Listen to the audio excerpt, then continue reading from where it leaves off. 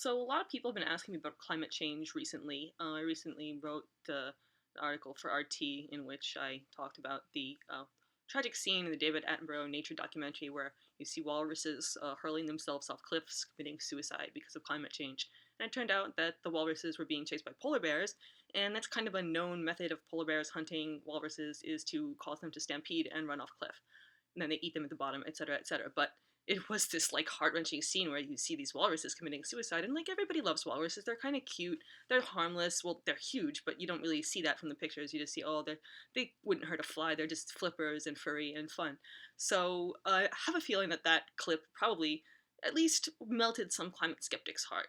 And now a lot of people have been asking me, do you believe in climate change? And it's not a yes or no answer, because I think most people would agree that the climate is changing in various ways. But the questions are, what is causing that? Why do people like David Attenborough feel the need to lie about what is causing that, or its effects, or etc.? And who stands to gain from the programs that are being put in place to address it? That's what I feel is much more important than, is the climate changing? Well, yeah, go to Miami Beach sometime and try to walk down the street without getting your knees wet. You can't. So basically, some people have looked into this. So you have people like Greta Thunberg, who is supposed to be basically, they've actually come right out and called her like the next Joan of Arc or the climate Joan of Arc or something. How dare you! I mean, I'm sure she means well. She seems sincere. She heard about climate change through her school, of course, because that's what they do now. They program these children to fear climate doom when they're very young, when they don't really know how to make sense of the whole thing. And little Greta, because her mind works in certain ways, came home and was completely freaked out by this whole thing, because that's what the whole point of this is. You say, oh, yeah, show the kids pictures of dying polar bears and tell them, yeah, this is going to be you. And of course they're freaked out, because who wouldn't be? That the idea that the world is going to end in 12 years or something, which even the UN Governmental Panel on Climate Change doesn't actually say, but, I mean, the world is going to be too hot for us to do anything about it in 12 years doesn't quite have the same headline-grabbing ring to it. So, yeah, the world's going to end. What's the difference? Just be too hot to be hospitable, or we're all going to die? Obviously, we're all going to die is like, you're not going to start a cult with, the world is going to be too hot to be hospitable. But getting back to Greta, her parents, seeing the potential for large sums of cash, decided, if she thinks that we're all going to die, maybe we should let her keep thinking that, and she'll make a great little child cult leader. And that's essentially what she has become.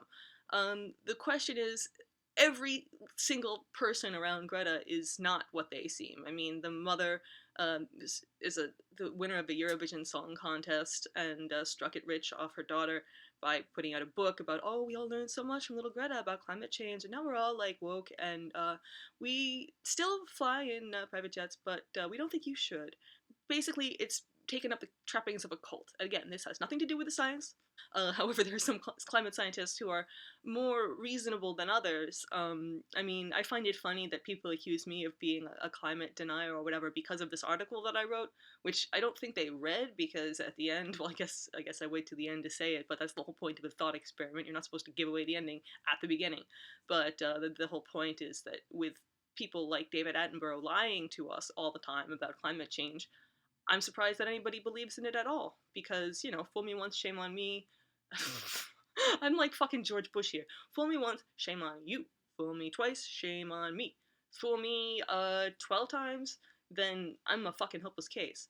And that's what these climate fanatics have become, because they're all like with, oh no, Michael Mann didn't lie about the deleting the medieval warm period or anything like that, and like get caught doing it in emails, which, dude, I'm sorry, like, ever since I've been old enough to use emails, I've known that somebody was reading them, so, like, I mean, that's just stupid.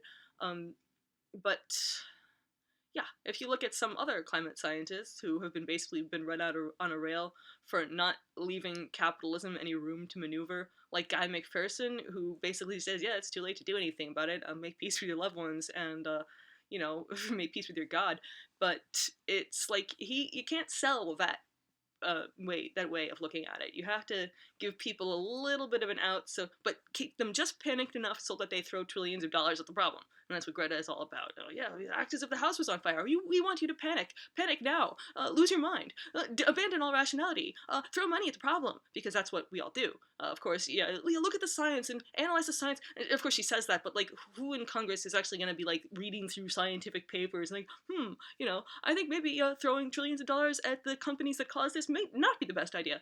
But that's not going to happen. I mean, their advisor is going to be like, oh yeah, well, this company, Bechtel, they donated to us. They should get one of the contracts for the Green New Deal. I mean, that's the whole funny thing about this Green New Deal. Alexandria Ocasio-Cortez, who's basically run by the Sunshine Movement to put this through, there's nothing green about it, except for the money that's being given to the companies that did their part in destroying our environment in the first place. Now, that's the other part of this that I find so absurd, is that, like, when you ask somebody, do you believe in climate change? It's like, well, which climate change? The climate change where, the climate naturally changes over a period of time, or the climate is being changed quicker because of human activity, or it's all about carbon, and the only way that we can do this is through some, like, medieval shit like carbon offsets and carbon cap and trade, and dude, all this shit is like medieval indulgences writ large. I can't take credit for coming up with that comparison. I forget where I read it. Probably from some climate-denying schmuck. But you know what? They were right. It's one of the rules of American newspeak that if somebody is calling somebody who disagrees with them a denier, then chances are they're wrong. And if you have to lie about something to sell your point, then you're probably wrong. But this is a complicated question, and I've recently been asked by mostly trolls, but by some actual people too, what my feelings are on climate change, because I wrote an article talking about how the rather heartbreaking scene of walruses throwing themselves off a cliff in a David Attenborough nature documentary, which basically he's kind of tacitly admitted that it was not because of climate change. He just put out another documentary like a few weeks ago, saying that it showed the same footage, but over the voiceover said that they were throwing themselves off the cliff because of polar bears, which is ironic in and of itself, because aren't polar bears supposed to be extinct because of climate change too? So it's kind of a double whammy of like, yeah, we admit we lied to you, and but climate change is still real. And I came to the conclusion, now this is a thought experiment, this is not necessarily my belief, which a lot of people didn't seem to get, that it's a surprise anybody believes in climate change at all. They've lied to us again and again and again about it. Al Gore, of course, was saying that New York would be underwater very soon, that it would be, what was it, there would be no ice in the Arctic at all by, I think, 2020. He had all kinds of like harebrained predictions that he's mostly tried to sweep under the rug. Now, his film was quite successful and made him a lot of money, not just in the film, but in the solar energy company that he had invested in, which of course everybody rushed to solar. Now, solar, as I wrote in another article, it doesn't pollute when it's in operation, but actually mining the metals and putting it together and cooling the solar panels, it actually is pretty bad for the environment. But that's neither here nor there. My point is that it's not, when you talk about climate change and you have people calling other people climate change deniers, or worse, climate deniers, which is the dumbest phrase that I've ever heard.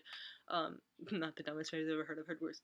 But it's a very dumb phrase, and you understand that anybody calling somebody else a denier is probably insecure in their own beliefs, or not really understanding what they're talking about, or they have a religious approach to the topic. And unfortunately, there has developed a massive cult around climate change. One of the leaders, of course, is young Greta Thunberg herself, little Joan of Arc, as even the mainstream media call her. She was subject to the same sort of hysterical climate propaganda that many kids get in school these days. I mean, they were even doing that when I was a kid, so I can only imagine what they're doing now. A normal parent, perhaps, would try to talk their child down from this limb of, like, complete abject terror, oh, we're all gonna die, etc., etc. But they saw dollar signs dancing before their eyes, and they decided that she would be the climate superstar. Some organization was running a contest, and I'm gonna send you people to, I think Henrik Palmgren of Red Ice was the one who did a very good expose, as he's from the same nation as Greta, Sweden. Poor Sweden. As a Swede, I just like to say sorry for Greta Thunberg. She does not represent the majority of us.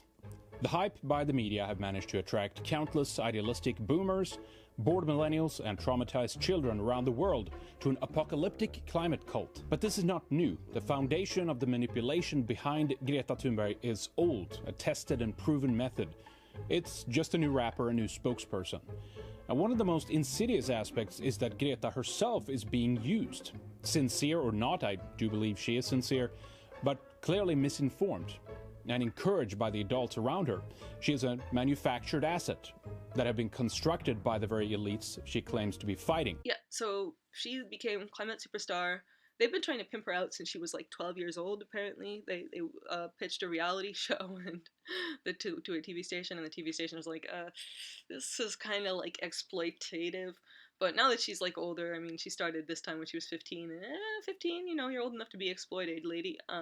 The cult leaders, the Greta Thunbergs, the Extinction Rebellions, are basically saying we have to panic, we have to declare an emergency now or else we're all gonna die. It's all over for everybody. Greta Thunberg saying your house is on fire, act as if your house is on fire, we must panic, we must panic. That's not the best frame of mind to make a decision in. I don't need to tell you this.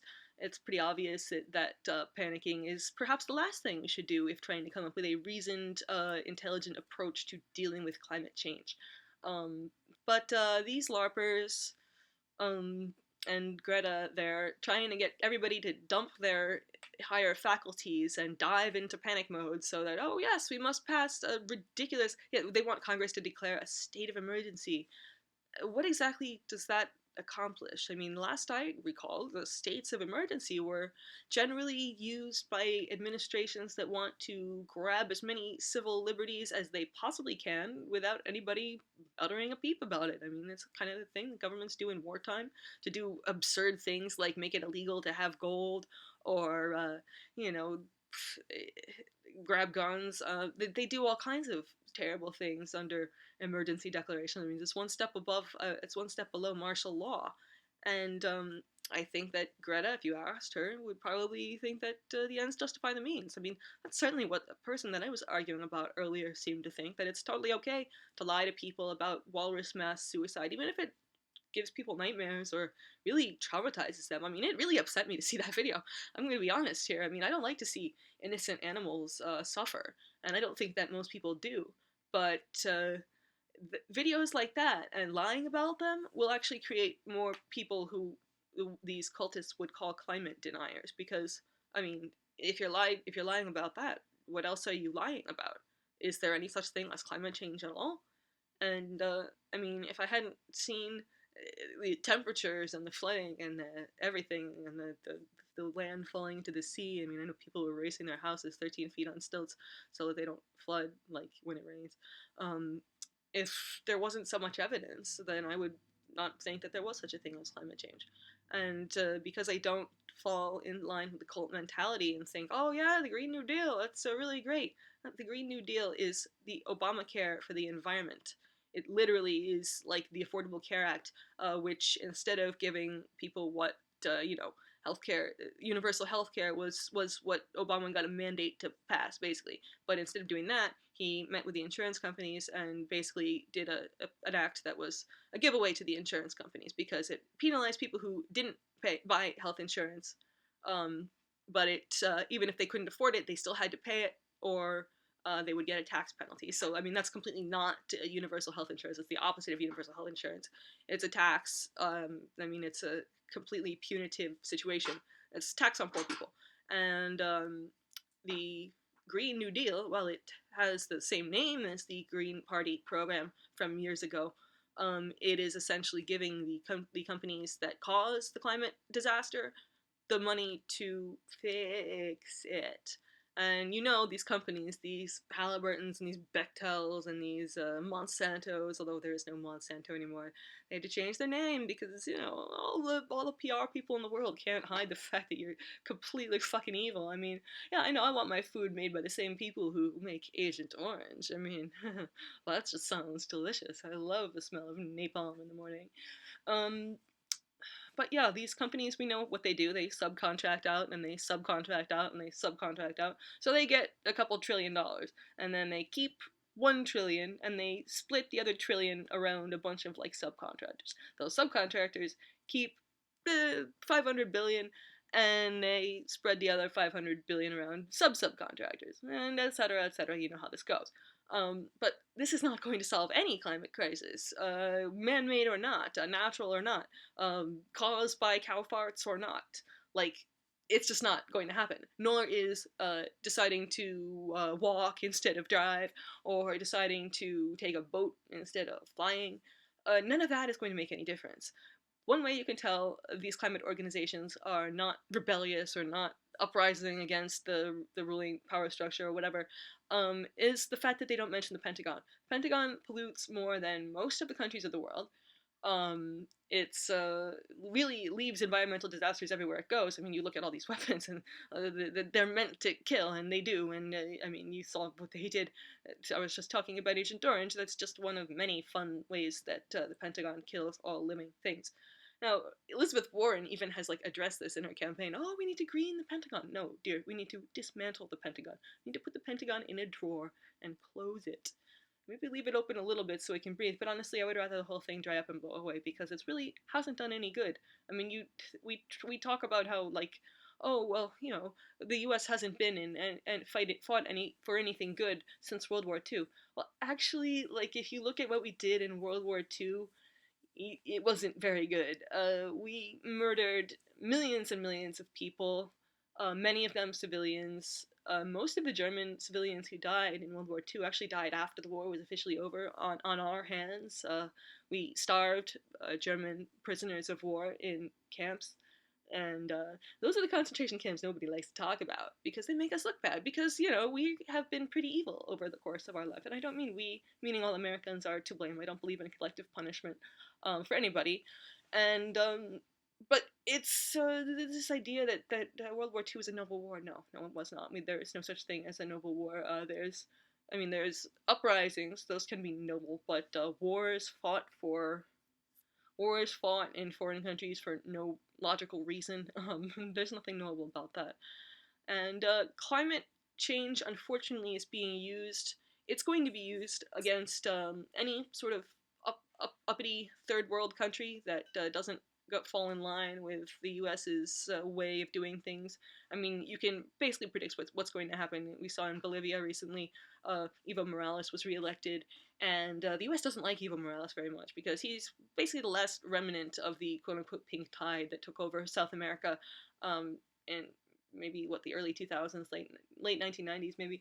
But it was him, it was Ecuador, Rafael Correa, it was dude, my brain is not working. Lula, who just got out of jail, by the way, which is awesome. Yeah, speaking of climate change, what's happening in Brazil is fucking horrifying.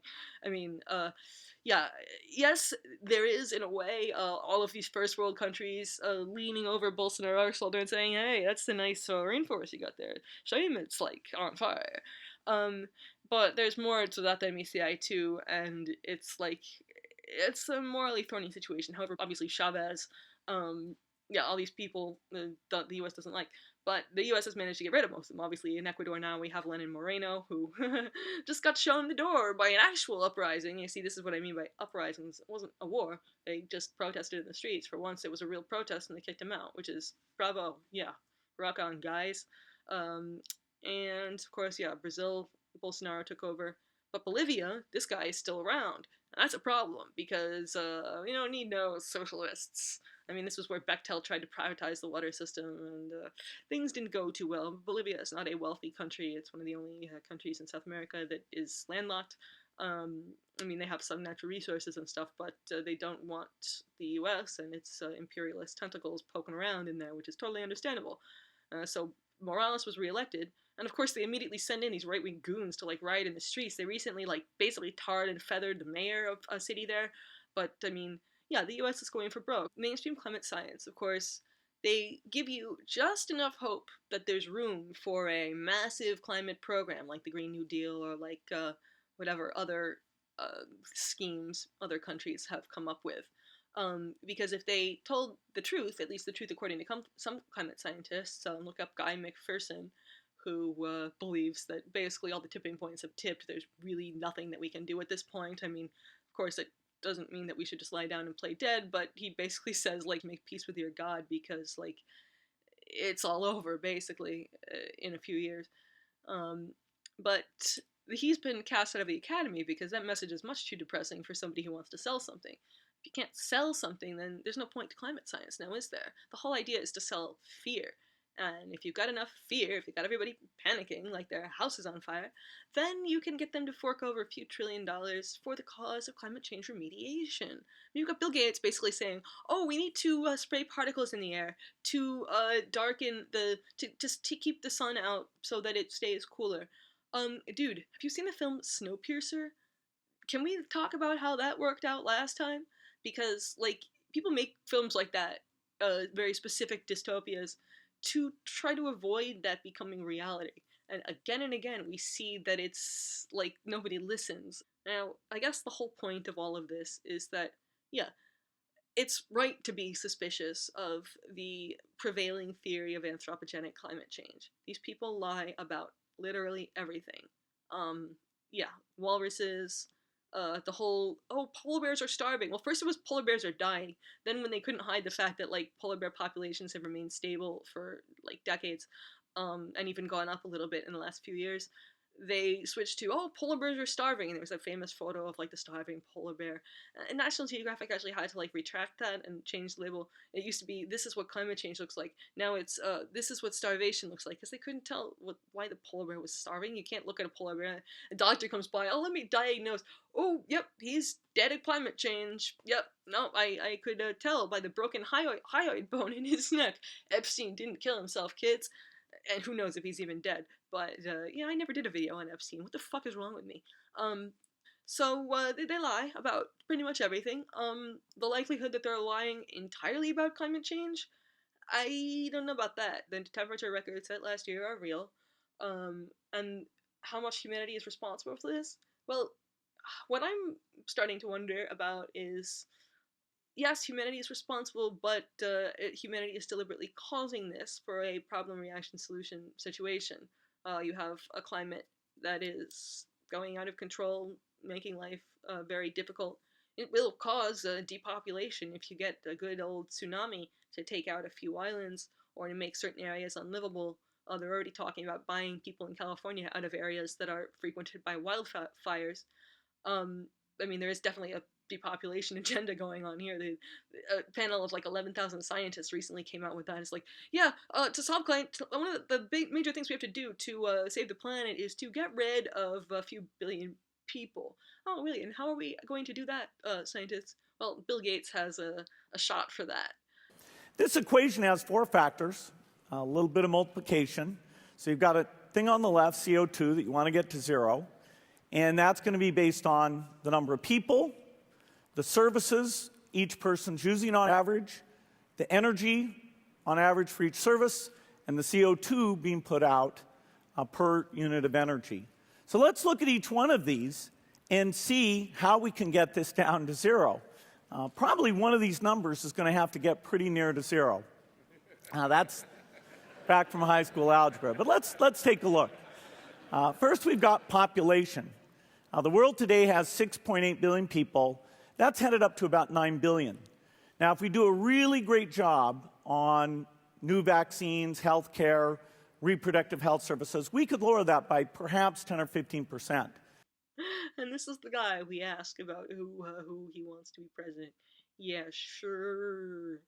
But yeah, you see climate change in the same mouths as all the people pushing gun control, pushing anti-free speech shit, pushing all kinds of unholy agendas. It's, oh yeah, we have to retrofit all the buildings to be climate change compliant. Well, you know, schemes like that, this is another way in which climate change is leveraged to make massive quantities of money for extremely cynical people who were just appealing to your urge to save the planet, guys. I mean, who doesn't want to save the planet, right?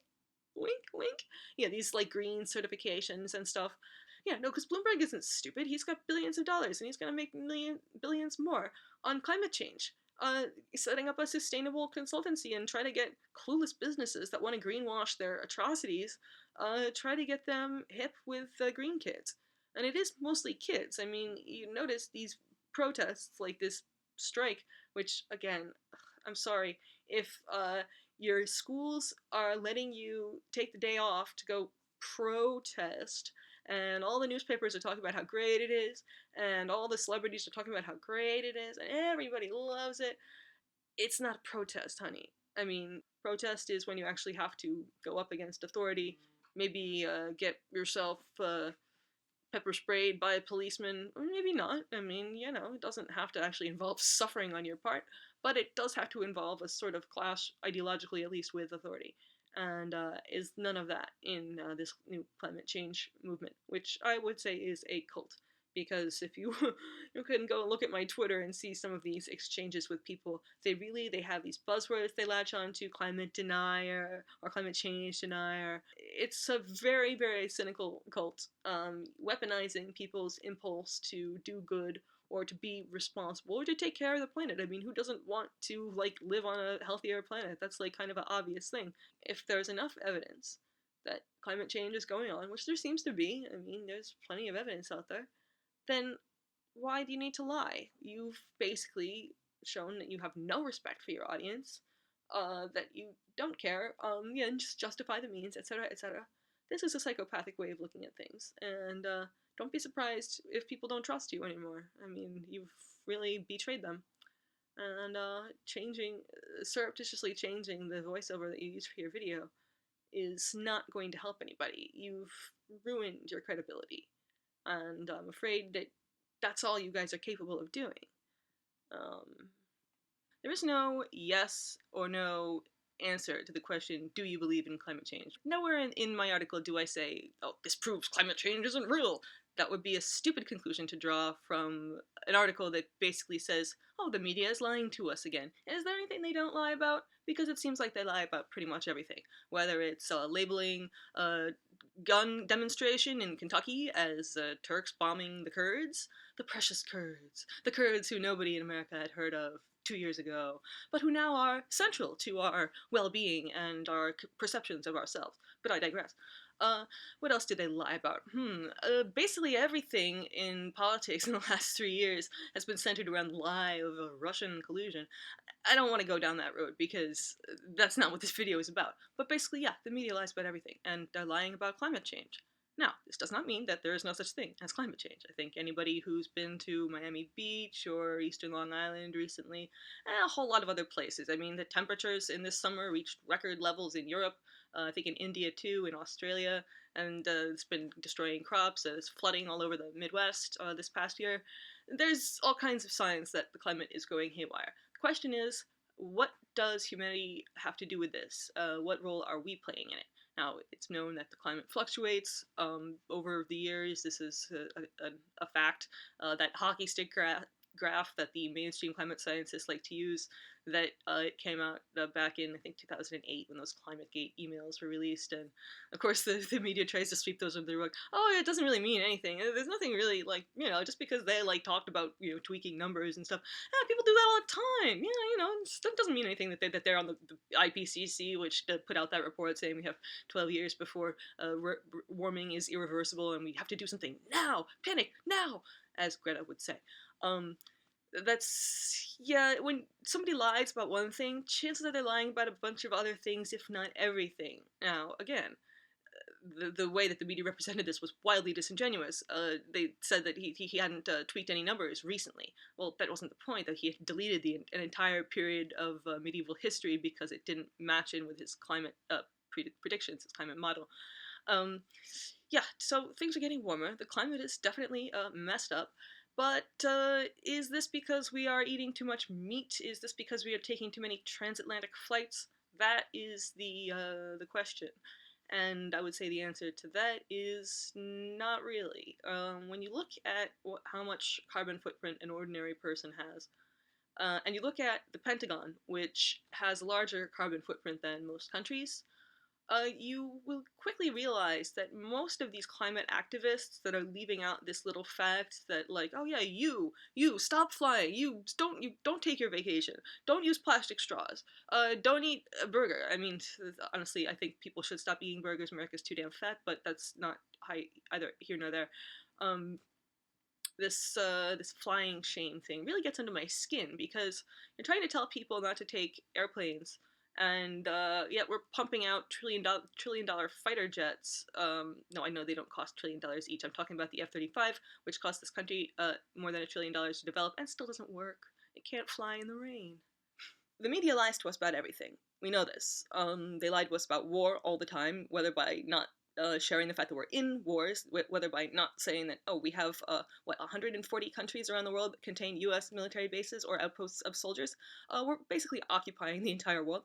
Or by selling actual individual wars, like the weapons of mass destruction hoax, like the more recent sort of Gulf of Tonkin / Persian Gulf of Tonkin incidents in with Saudi ships developing holes in them, and attacks on Saudi oil facilities and things like that. Oh yeah, blame Iran for that, even though there's zero proof. So they lie about everything politically. The Russiagate hoax, they shilled for that for 3 years. Speaking of shilling, I mean, they get basically their marching orders from the government of Israel as to how to describe the Israeli-Palestinian conflict, as if both sides were in any way evenly matched, and as if it was in any universe considered okay to just gun down unarmed children who are protesting the fact that they live in an open-air concentration camp. So the idea that they would lie about climate change is not so far-fetched, because, yeah, they literally don't tell the truth about anything else. And as I said in my article, it's a miracle that anybody believes in climate change at all after being told that it's going on in all these ways, that they are responsible for it, that the only thing that can stop these walruses dying in a horrible way is for them to stop using plastic straws, or stop flying across transatlantic flights, or in general, stop their first world lifestyle. Now, I'm not saying that climate change doesn't exist. I think that even climate change skeptics would say that there's something going on here. I mean, you can't really ignore, like, record temperatures in Europe this past summer, temperatures so high in Australia that it's killing the plants, temperatures so high in India that it's killing people, massive flooding in the Midwest this past year. The climate is changing in ways that definitely seem like they are detrimental to the life on this planet. But the question is, what's causing this, and is there anything we can do about it, and what would those things be? And there's a lot of variation of opinion on this. Obviously, the official line that the media push is that, yes, it's all caused by carbon, and the only way that we can deal with this is to put a cork in the Western lifestyle, stop flying, stop eating meat, stop driving, and yeah, except for the people who are setting the policies. They have to fly in private jets, of course, because flying commercial, what? To meet at these climate conferences and denounce the regular people for their profligate lifestyles.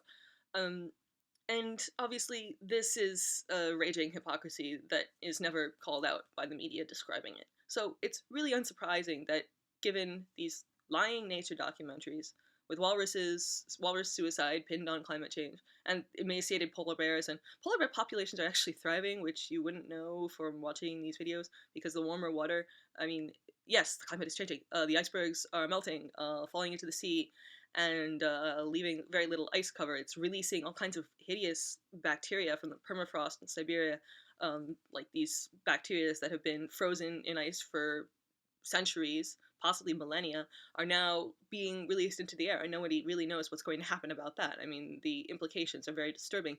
But because bacteria doesn't sell, doesn't sell climate change, then we have to have suicidal walruses and skinny polar bears.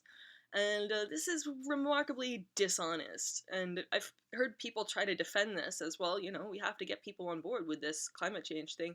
But, you can't lie to people. If you can't sell climate change with facts, then maybe you shouldn't be selling it at all, because you're creating climate change skeptics, what some would call climate change deniers. Though, as a side note, denier is newspeak, Orwellian newspeak, for I actually don't have an argument, so I'm just going to attack your character.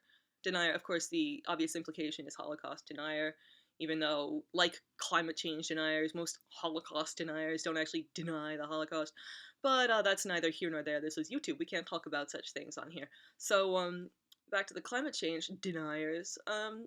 it's pretty much scientific consensus that something is going on with the climate. It's been changing for millennia. It's always going to be changing, but is it really being caused by carbon? Now that's the interesting part, because this climate change phenomenon has been weaponized immensely by the ruling class, to sell the solutions, to sell their solutions. There's all these environmental consultancies who are making millions of dollars by like retrofitting buildings to be supposedly more environmentally friendly, or telling governments what to do, or telling people what to do. There's all sorts of, but basically in the US, this Green New Deal that's being sold as the solution to climate change bears no resemblance to the original Green New Deal as sold by the Green Party. It's basically Obamacare for the environment. Now, Obamacare, if you don't remember, was billed as the solution to America's healthcare problem. Yeah, this is universal healthcare. Yeah, sure. But the fine print was, we're going to force you to buy health insurance, even if you can't afford it, because, we don't want to, like, give anything away. That would be socialism. So basically, it was a tax on the poor. It punishes poor people for being too poor to afford health insurance. It's ridiculous that this was considered to be a solution and that Obama was applauded for this. Yeah, he could have had a Medicare for all, or a single payer, public option, etc., etc. But instead, he sat down with a bunch of insurance agencies and said, how can I best serve you? Screw those guys who elected me. They smell funny. So the Green New Deal is that, but for the environment. You've got the large corporations that destroyed the environment, or that are destroying the environment. Groups like Monsanto, or Bechtel, or Halliburton, or any billion-dollar corporation will do. And the solution, Green New Deal, is let's pay these companies trillions of dollars to fix the problem. We don't know how they're going to do that, but let's just fork money at them and tell them to solve it. We know you can do it. You killed all these. You're killing the bees.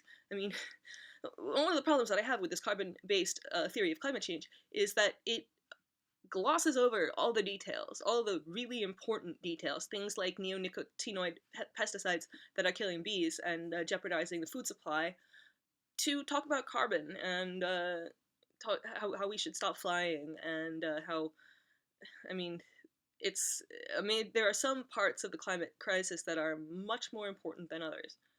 Pesticides, neonicotinoid pesticides, need to stop immediately, because, unless you want to live in that Black Mirror episode where we're having our food pollinated by robo-bees, which can be hijacked and used to murder people, then maybe we want the bees to stay alive. I know people don't like bees. Oh, they're insects. I'm scared of them. Well, get over it, sister. That's a little lame. But it also avoids the question of like responsibility for pollution and stuff like that. Well, pollution doesn't matter. It's carbon. We need to put carbon restrictions on. And the really end goal of this, I would recommend anybody who is interested in what I'm saying here about the ruling class weaponizing climate change to check out Wrong Kind of Green. It's a website about the dark side of the climate change industrial complex. There's some really good writing there that exposes this stuff in greater detail. Basically, climate change will be used as a club wielded against governments the US and other US allies find inconvenient. But these people are considered threats to the Western order, so the logical explanation would be, hey, let's point out how they're doing X thing wrong with their environmental situation. There's a lot of these places have significant populations that are not exactly living in first world standards. So yeah, like Brazil, these slash and burn farmers. If Lula was president of Brazil, I'm sure that the concern trolling of about the Amazon would be like 6 times as much, because although it doesn't seem logical that that would happen, because Lula would not be opening up the rainforest to drilling, mining, and farming. But that's just a little thought experiment. They can set the thing on fire themselves. We've seen this in California, where the houses burn completely, like burn to a cinder, nothing left. But then the trees next to them are still standing and totally look fine. Yeah, sure. I don't really believe that fires work like that. But, you can't talk about this because that makes you a conspiracy theorist. God, people are so stupid. They'll do anything to avoid being labeled as a conspiracy theorist or a climate change denier and not realizing that these are just labels that people use when they don't have an argument. I mean, if you really had an argument with people saying that, you know, uh, the the energy weapons that the U.S. government brags about.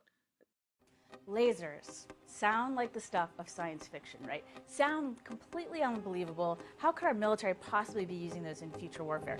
Guess what? We've just had a recent breakthrough, more great test results that are making lasers a reality. So it's called Athena.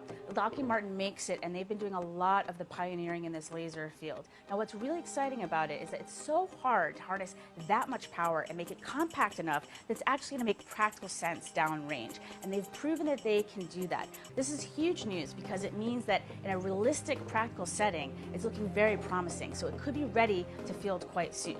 So when you see the movies or you look at comic books or television shows, when you see laser weapons, they tend to be a color, right? Red or green or something like that. Real lasers, one of the key advantages that they provide is that they are invisible. You actually can't see them. You just see this damage suddenly starting to blow something up. So if we take a look now at what the Athena did to a truck. So we're looking at a truck engine, and the Athena within seconds was able to beam right in there, heat the whole thing up, and burn through the engine of this vehicle. So if you can imagine if you were in that vehicle, all of a sudden, this hole would start appearing in your engine, and the whole thing would just disappear. That's what these lasers do. Now, there's some other key advantages that we should mention. Let me give you 3 of them. 1, unlimited ammo. As long as we have power, we have an unlimited magazine. And downrange, of course, having unlimited ammo can be a huge advantage. 2nd, it's silent. We don't give the enemy any advance warning that it's coming. And then the 3rd one I wanted to touch on is that it travels at the speed of light. So not only are we delivering powerful, decisive effects, lethality, we're also doing it so rapidly they don't know what hit them. So if you could circle back to that example of being in the car again, that would happen so instantaneously, within seconds, you truly would have no idea what was happening. It would just suddenly start disintegrating, right? So what can we use these against? So we talked about the vehicle a bit. We talked about how Athena has just proven itself against drones. But in the real world application, our forces could use it against the drones. We could use it against aircraft. We could use it against vehicles on the ground, like we mentioned. I'm incredibly excited about this news, this great news about the successful testing of Athena, because it means that we'll be putting these powerful weapons soon. We could put them in the hands of our warfighters and give them even more powerful weaponry. There's lots of different exciting applications for this technology. There's no longer science fiction, but science fact. If you don't think that those were used in the setting of the wildfires in California or the wildfires in Siberia, then please explain how the laws of physics allow a house to burn down while the trees next to it are fine.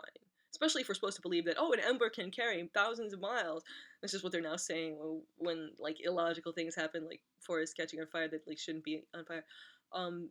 Please explain how it's possible for a house to completely burn to a cinder, not a bit left, not a shred of anything, and then the tree next to it is fine. I'm listening because I would really like to know about that. I mean, really, I want to believe that everything is above board with this, but it's very difficult to do. It would be nice if I didn't have to think that my government likes to kill its own citizens for convenience sake. That would make me sleep better at night. But I see no reason to believe this. And now we're being told that these fires are from climate change. And of course, the end goal with this part, at least domestically, is to buy the people out of their houses. Because that's what they're trying to do. Oh, you're in a wildfire-prone area. Well, yeah, you should probably move. I mean, it's not safe. Yeah, you've got Jerry Brown there. It's Trump. It's all these climate change deniers' fault that that California is burning. Yeah, sure, dude. No, it's PG&E's fault. The Rothschild-owned electricity utility that is responsible for at least 2 of the wildfires this year is confirmed. And then last year, the big one, Camp Fire, was a spark from the PG&E power lines, which have never been repaired. And lawsuits are bankrupting this company, and so the taxpayers are having to bail it out. And so people are getting bankrupted from both ways. And it's really insane that these large companies are just allowed to lay waste to the environment, and then the cost is pushed on to the little guy. You see things like carbon taxes that are being threatened constantly, and which I believe are in place in some European countries, which really just passes the cost on to the little guy. You can tell the authenticity of a climate organization by whether or not it speaks up about the Pentagon or the climate impact of war. Because if you look at how much the carbon footprint of the Pentagon or the emissions output of the Pentagon actually creates more pollution, more greenhouse gases than most countries. It would be pretty high up there on the list of countries, but it's completely overlooked by a lot of these Extinction Rebellion protesters. Now, I'm sorry, if your cause is supported by the ruling class, is supported by the media, is supported by politicians, supported by large corporations, uh, it's not a rebellion. If you're being allowed to leave school to go participate in a protest, and all the media supports your protest, it's not a protest. So, and if you're gluing yourself to trains to try to alert people to the reality of climate change, you're a damn idiot, because like trains are the greenest way to get around a city, aside from perhaps bicycles. But bicycles don't make sense for long distances. Trains are a good thing for the environment. So this gluing yourself to trains, it just shows how disconnected they are from the actual working class. They try to pass themselves off as, oh yeah, we're everyday people. Oh yeah, look at us. We are, yeah, dude. Extinction Rebellion was founded by like a baron or some other titled noble in Britain. I don't think so. Yeah, and so these people who are working for them, protesting for them, they get paid. That was recently revealed, although it sank like a stone in the media. They get paid a couple $100 a week to protest. So don't give me this shit about, oh, the people are outraged about climate change. No, the people are too busy trying to put food on their table. And this is the problem with shaming countries like Brazil for the wildfires and these slash and burn farmers. Well, what else would you have them do? Are they going to become life coaches? Are they going to uh, become gender studies professors? I mean, what do you want these people to do, literally? I, not that I think that there's an easy solution, or that there should be continued pillaging of the rainforest. I don't think that that's good at all, but these people coming forward and saying, oh, yeah, bad, bad, no. So that's, I mean, climate change, unfortunately, yes, the science is solid that the climate is changing. But around the science, there has grown up a massive religion, I would say cult. Um, High Priestess Greta Thunberg. This is a girl who, after a day of climate propaganda at school, probably a whole unit, I'm sure that they have entire units on this in Sweden, um, about how the world was dying and animals were dying and everybody's dying, dying, dying, came home to mom and pop and said that she was just completely unsettled by this, wasn't going to eat anymore, and was basically regressing to a mute status because she was so broken up about the climate and how the earth was not going to be around much longer. Now, responsible parents, this is a girl who has Asperger's and obsessive compulsive disorder, and probably some other stuff too. Um, so responsible parents would try to talk her down from this ledge, say, honey, you know, that's just what people say to persuade people. Yes, there's problems out there, but there's not anything you personally can do about them for now. Maybe learn more about it and realize that we're not all going to die in 12 years, something like that. I don't know how to talk to kids. I don't have children, but I wouldn't have them unless I was prepared to deal with shit like this. Um, and instead of that, they tried to pimp her out to first a local TV station with a TV series that they proposed, which recently came out, and the TV people were like, that's child exploitation. We don't really want to be a part of that. And now they're kicking themselves, of course, because everybody's exploiting Greta. She's like the most exploited 16-year-old since Jeffrey Epstein died. Or is he dead? Wait, I don't really know.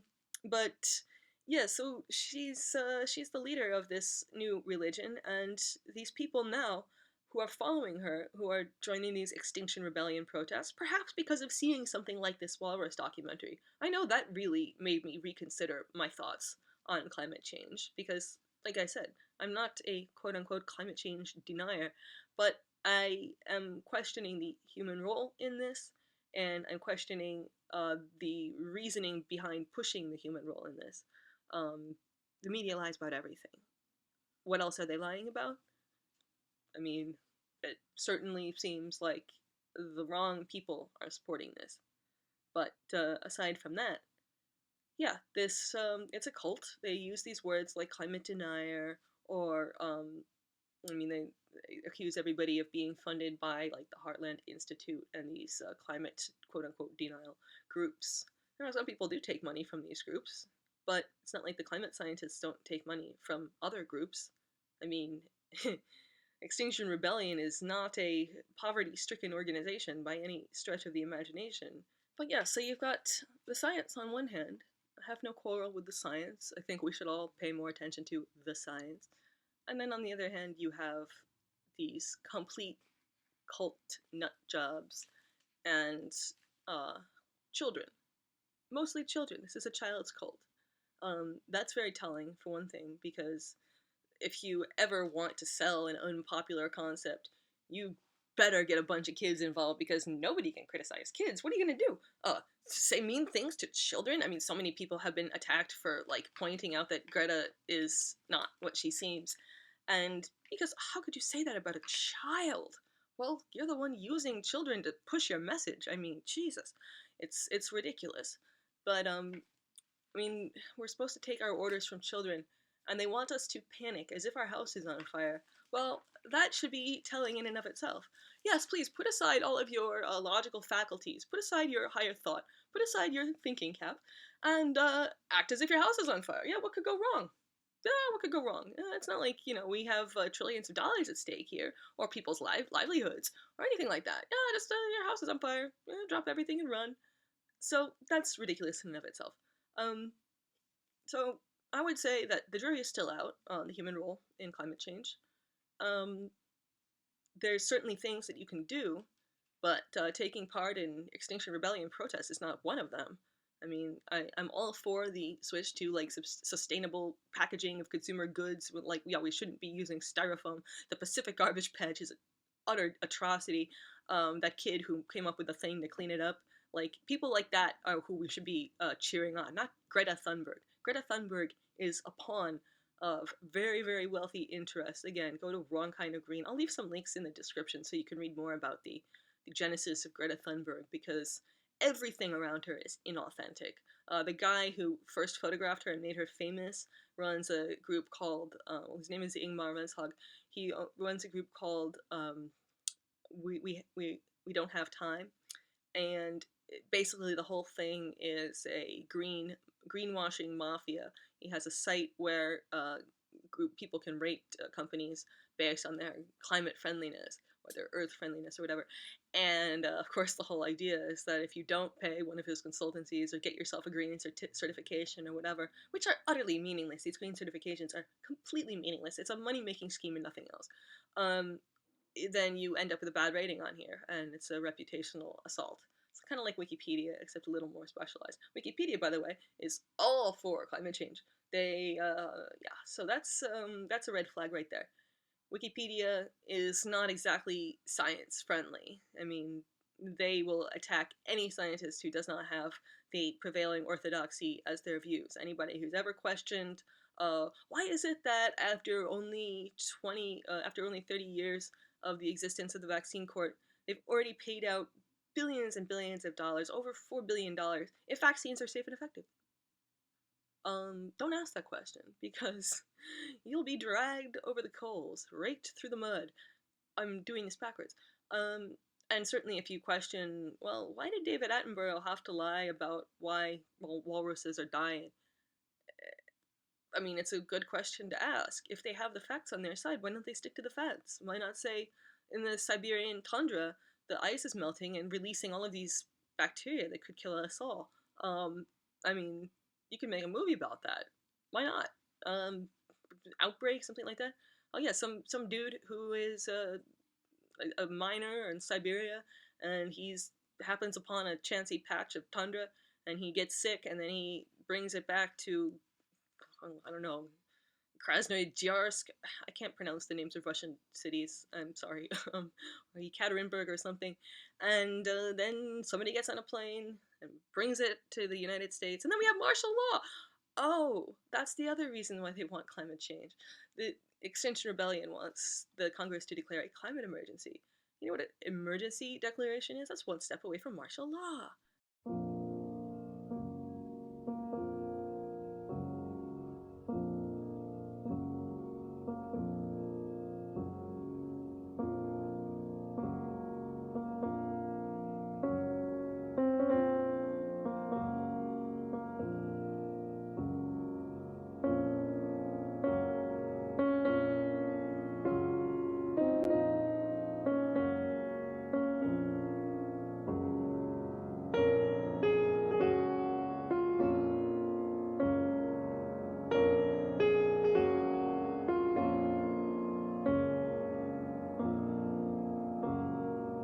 what you see, subscribe to my channel, like this video, and share this video, because YouTube sure as hell isn't gonna do it.